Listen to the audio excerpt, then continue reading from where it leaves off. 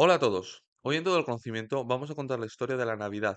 En este vídeo vamos a centrarnos en su origen histórico y bíblico, viendo a lo largo del mismo referencias artísticas como diferentes escenas o música relacionada con la Natividad de Jesús.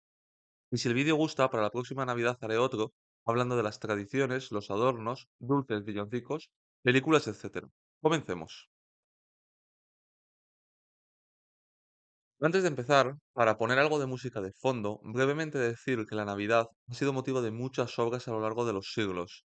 Algunas que pueden destacar es la primera parte del Mesías de Händel, donde se habla del aviso a los pastores de la llegada del Hijo de Dios, así como su nacimiento, el oratorio de Navidad de Telemann o el más famoso, escrito por Johann Sebastian Bach. Y aunque aquí no vamos a entrar en los villancicos, eso lo dejaré para otro vídeo, sí que es interesante mencionar el famoso villancico Adeste Fideles, un cántico de regocijo y adoración a Cristo que acaba de nacer en Belén, del cual no está claro su origen, y algunos apuntan a San Bonaventura, un franciscano italiano ya por el siglo XIII, o al rey Juan IV de Portugal, un mecenas de la música. De fondo vamos a poner algunas de ellas.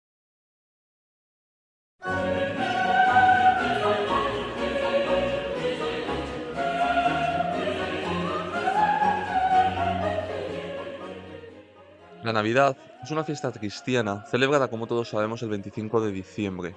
Pero tal y como vimos en el vídeo de Halloween, que os dejo por aquí, tiene algunas cosas que se han cogido de fiestas paganas. Y si para Halloween hablábamos del Samhain, aquí tenemos que mirar a Roma. Si empezamos por este origen pagano y nos vamos a Roma, en la antigüedad había muchas festividades y celebraciones de diversas culturas y sociedades que celebraban el solsticio de invierno, ya que el calendario de la siembra y la cosecha era básico en estas civilizaciones. Y los romanos tenían una cultura politeísta de adorar a varios dioses, cogido de los griegos, de los cuales ya hablé en este vídeo, que también os dejo por aquí para que le echéis un vistazo. Para la agricultura y sus cosechas, que ya hemos comentado su importancia, se adoraba al dios Saturno, y en su honor se celebraba una de las fiestas más importantes de la época romana, los Saturnales o fiesta de Saturnalia, que duraba 7 días desde el 17 de diciembre hasta el 23, y en el que se celebraba el fin de la siembra previo al invierno, donde los romanos festejaban con amigos y familiares, celebraban banquetes, decoraban sus casas con guirnaldas y velas o intercambiaban regalos. Todo esto nos suena a día de hoy, ¿verdad? Y además se celebraba la importante fiesta del Sol Invictus, traída por el emperador Heliogábalo, que reinó del 218 al 222 después de Cristo, y cuya celebración era un culto al dios Sol que servía entre otras cosas para alabar al emperador y que se iba el 25 de diciembre, precisamente por el solsticio de invierno, siendo esta una fecha clave para nuestra historia. Para esta historia debemos remarcar la importancia de la fiesta del Sol Invictus, que es el que tiene origen oriental, quizá de la tierra de Siria, y cuyo nombre oficial era el nacimiento del Sol Invicto. En latín, Nativitas Solis Invicti, porque ocurría el 25 de diciembre y además conmemoraba una natividad, que en este caso podría ser casi más un renacer, y además no solo esto, sino que de aquí el cristianismo adaptó las aureolas de los santos y las importantes alusiones a la luz, o las coronas que utilizaban los reyes medievales. Dentro de esta época para nuestra historia, debemos también destacar a un emperador, Constantino I el Grande, emperador que gobernó el Imperio Romano hasta el 337 después de Cristo durante unos 30 años. Constantino se reconvirtió al cristianismo y en el año 313 se promulgó el Edicto de Milán, estableciendo la libertad de religión y acabando con la persecución de los cristianos. Y sería junto al Papa de Roma Julio I cuando se estableció como fecha oficial de la Navidad el 25 de diciembre, y en torno al siglo IV también se estableció la Epifanía ante los magos de Oriente el 6 de enero, en parte para luchar contra las festividades romanas de Saturnalia, en detrimento de un cada vez más extendido cristianismo, donde ya no solo importaba la muerte y crucifixión de Cristo, sino donde se empezaba a discutir sobre el origen y humanidad de Jesús, por lo que empezó a cobrar mucha importancia también su nacimiento. Pocos años después, bajo el gobierno del emperador Teodosio, el cristianismo se convertiría en la religión oficial de todo el Imperio Romano en el año 380 después de Cristo, tras el Edicto de Tesalónica, y en el 392 se prohibirían directamente los cultos paganos. Sabiendo esto, vamos a ver propiamente la Natividad y la Epifanía en la Biblia. En esta, en los Evangelios de Lucas o Mateo, se nos cuenta que la Virgen María recibió en su humilde casa de Nazaret, en Galilea, la visita del ángel Gabriel, donde tras iniciar la conversación con la famosa expresión Dios te salve, llena eres de gracia, el Señor es contigo, le anunció que ésta concebiría al Hijo de Dios, que le pondría por nombre Jesús. María quedó sorprendida, pues aunque estaba casada con José, un humilde carpintero de la casa de David, mantenía su pureza, pero el ángel les explicó a ambos que este hijo sería concebido por obra del Espíritu Santo y que sería el salvador de nuestros pecados. Esto en el arte es conocido como la Anunciación, y ha sido representado en innumerables obras, destacando en la pintura la obra de Leonardo da Vinci o la de Fra Angelico, u otras como esta de Botticelli o esta otra del Greco. Ocurrida la Anunciación, tenemos que mirar a los Evangelios de Lucas y Mateo para ver el nacimiento de Jesús de Nazaret, conocida como la Natividad. Según Lucas 2, en tiempos del emperador César Augusto, se ordenó que toda la tierra fuese empadronada. Y José, que como ya hemos visto antes residía en Galilea, en la ciudad de Nazaret, era de la casa de David, por lo que tuvo que ir a Judea y sería en la ciudad de Belén, donde en un pesebre María parió a su hijo primogénito. Esta escena es la conocida como Natividad y ha sido representada en el arte muchas veces, como podemos ver en esta obra del flamenco alemán Hans Memling, o estas del Quattrocento italiano, esta primera de Sandro Botticelli o esta otra de Piero della Francesca. El nacimiento de Jesús es sin duda la seña de identidad por excelencia de la Navidad, y es muy fácil encontrar figuras, dibujos o postales con la imagen de Jesús recién nacido en el pesebre, solo, con José y María, y muchas veces también con el buey y la mula. De hecho, este pesebre se conoce también como Belén navideño o simplemente Belén, y es una de las principales decoraciones en casas o lugares de culto cristiano en Navidad en muchos países como puede ser España, yendo desde simples figuritas a grandes trabajos donde se representan diferentes escenas bíblicas de este periodo que van desde la Anunciación a la adoración de los reyes que ahora veremos más adelante. Según cuenta la tradición, se cree que fue Francisco de Asís el que creó el primer Belén navideño allá por el año 1223, después de un viaje a Tierra Santa, y esto se iría extendiendo por toda Italia. Y sería Carlos III, rey entre los años 1759 hasta el 1788, quien trajo esta costumbre a España, construyendo una sala especial para montar el que fue conocido como el Belén del Príncipe, que inicialmente estuvo en el Palacio del Buen Retiro de Madrid y más tarde se trasladó al Palacio Real. ¿Tú decoras tu casa con un Belén o es típico en tu país? Si es así, déjamelo en comentarios.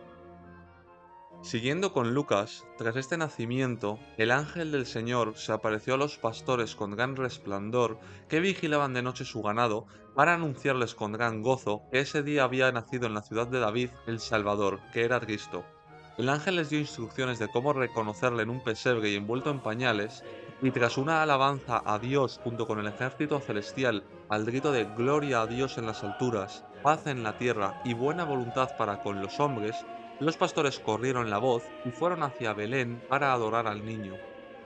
Esta escena de José, María y Jesús en el pesebre con los pastores se conoce en el arte como la adoración de los pastores, y nuevamente podemos encontrar innumerables obras de arte que toquen este tema.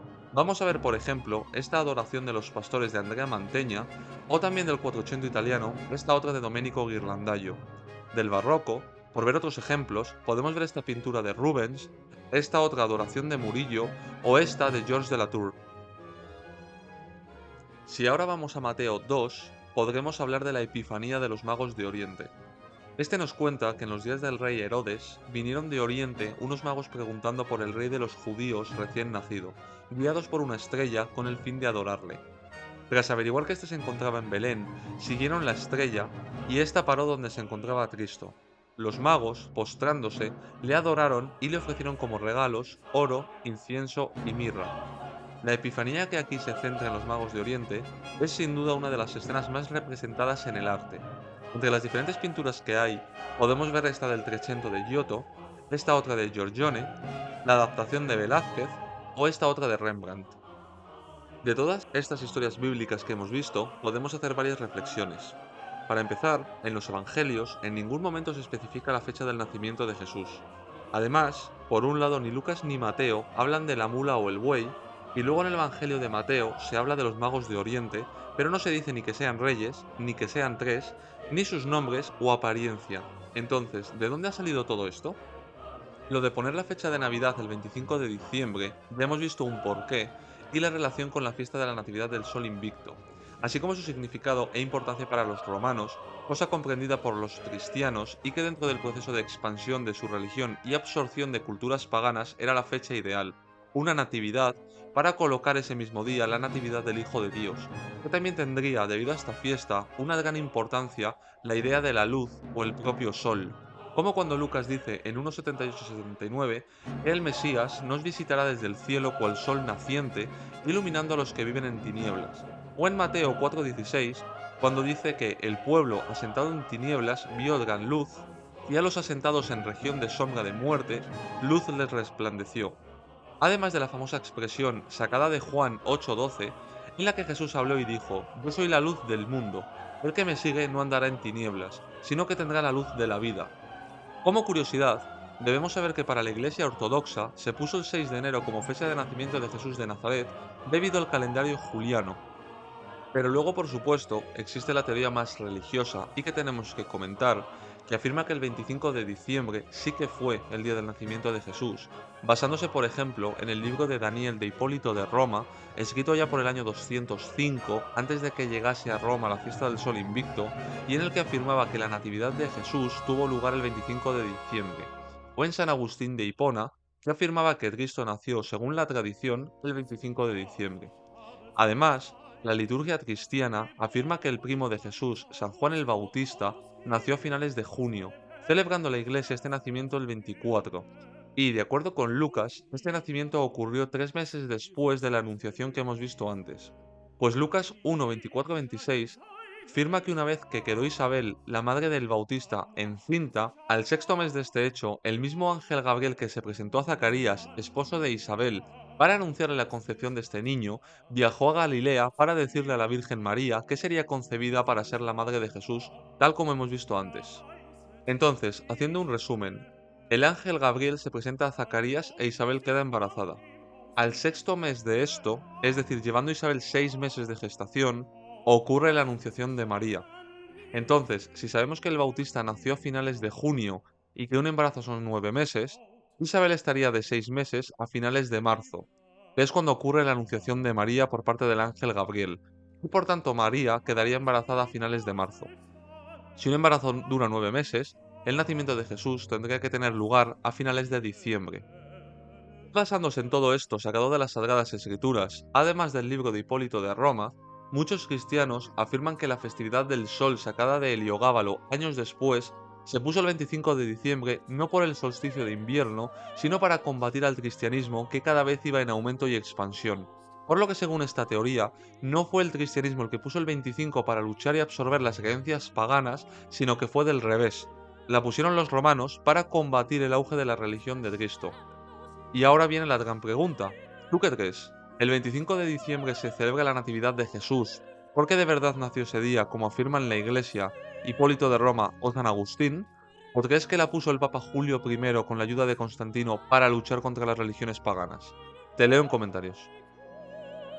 Respecto al tema de la mula y el buey, en los evangelios de Lucas y Mateo, que son los que hablan del nacimiento, no mencionan en el pesebre ninguna mula ni ningún buey. Pues bien, según la tradición, en el primer Belén conocido, que como hemos visto fue el que montó San Francisco de Asís en la Nochebuena del año 1223, se introdujo ya la figura de la mula y el buey. Pero estos dos animales no son casuales, sino que derivan del Antiguo Testamento, de las palabras del profeta Isaías 1:3, donde dice: Conoce el buey a su dueño, y el asno el pesebre de su amo. En nuestra lengua se acabó sustituyendo el asno por la mula. A partir de aquí, la iconografía ha jugado un gran papel a lo largo de los siglos. Por ejemplo, la mula podría simbolizar la capacidad de María de dar a luz siendo virgen, y el buey, siempre dócil y cariñoso, podría representar a José, piadoso que no intervino en la concepción de Jesús, aceptando los designios del Señor. Otra teoría afirma que estos animales, dóciles y amaestrados, podrían representar a los mansos, que según las bienaventuranzas heredarán la tierra.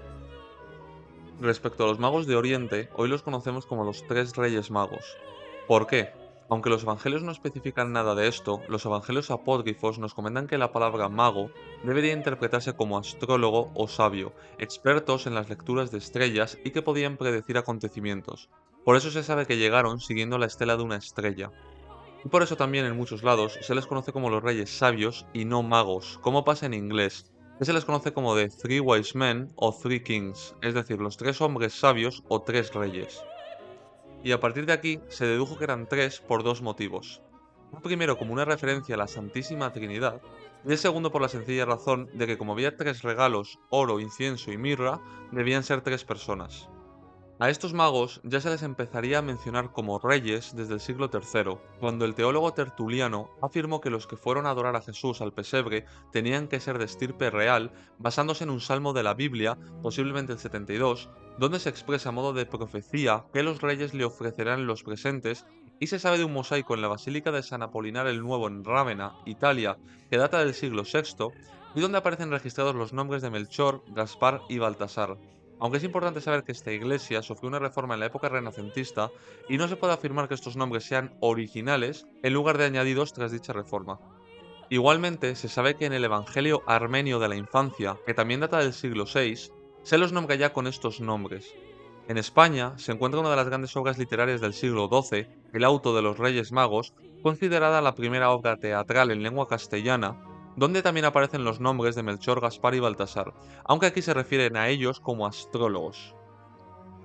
Durante varios siglos se creían que estos magos podían protegerte de diferentes enfermedades, y por eso el 6 de enero era común pintar en las puertas de las casas las siglas GBM, las de los Reyes Magos, y así quedar protegidos. Los Reyes Magos también representan las edades del hombre.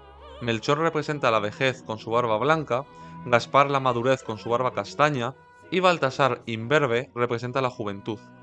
Y falta la gran pregunta: ¿por qué Melchor y Gaspar son blancos y Baltasar negro? Bueno, pues los reyes de Oriente a lo largo del tiempo se ha especulado si podían ser de Etiopía, Persia o incluso India, pero la cristiandad siempre ha pintado a sus santos y personajes ilustres como blancos, por lo que es importante saber que hasta la Baja Edad Media los tres reyes eran blancos. No obstante, durante este periodo, la iconografía de la Iglesia tomó un carácter universal de la redención, con la intención de salvar a toda la humanidad y de poder llegar a más personas. Por ello, sobre el siglo XIV se empezó a decir que Melchor representaba a Europa, Gaspar a Asia y Baltasar a África, los continentes conocidos por aquella época, por lo que iconográficamente hablando se decidió cambiar a Baltasar, que desde entonces ha sido negro. Ya hemos visto que esta escena de la adoración de los reyes es una de las obras más representadas, pero a lo anterior vamos a ver otras donde se puede ya apreciar a Baltasar negro, como esta primera de Alberto Durero realizada en el año 1504, esta otra muy conocida de Rubens que data del año 1609, donde podemos ver la importancia que ya hemos comentado de la luz que envuelve a Jesús y copa todo el protagonismo del cuadro, o esta de Murillo que se terminó en el año 1660. Como curiosidad, los restos de los Reyes Magos se cree que se encuentran actualmente en la Catedral de Colonia, en Alemania, y actualmente su figura es totalmente reconocida en el mundo. Y en algunos países se celebra el 5 de enero como la Noche de Reyes, donde los tres Reyes Magos vienen para dejarles regalos a los niños, que los abrirán el día 6. En España son muy conocidas las cabalgatas de Reyes, donde los reyes pasean por la ciudad junto a otras carrozas de diferentes temáticas, lanzando caramelos a los niños y recibiendo las llaves de la ciudad para poder ir a todas las casas a dejar los regalos. Y se tiene constancia que la primera cabalgata española ocurrió en Alcoy, Alicante, en el año 1866. Pero para eso ya sabemos que primero hay que echar la carta a los reyes, que se entregan a sus pajes, y sobre todo tienes que haber sido bueno o de lo contrario te dejarán carbón. La costumbre también te dice que hay que dejar agua para los camellos de sus majestades y un poco de licor o leche y unos turrones o dulces en general para que los Reyes Magos se puedan tomar un descanso. Todo ello siempre junto al famoso roscón de reyes, relleno de nata o trufa y con fruta escarchada, y que en su interior esconde una figura que quien la encuentre será coronado, y por el contrario también incluye un haba, y el que la encuentre deberá pagar el roscón.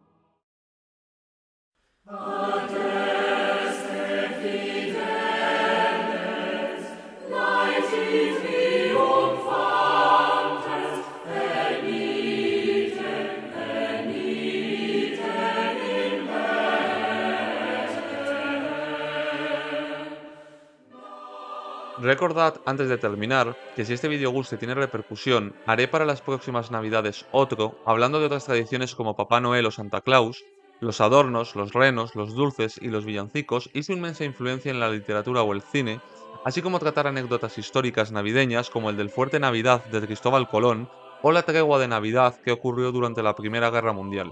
La Navidad da para mucho más. Y con esto llegamos al final del vídeo. Lo primero esta vez es desearte una feliz Navidad Y a continuación ya decirte que muchas gracias por ver el vídeo y espero que te haya gustado. Si es así, por favor dale al like, que a ti no te cuesta nada y a mí me ayudas un montonazo a seguir creando contenido de este tipo. Y no olvides suscribirte y activar la campanita si aún no lo has hecho, para no perderte ninguna nueva publicación. Pero ya sabes que aquí lo apostamos todo al conocimiento. Así que espero verte de nuevo en otro vídeo y hasta la próxima.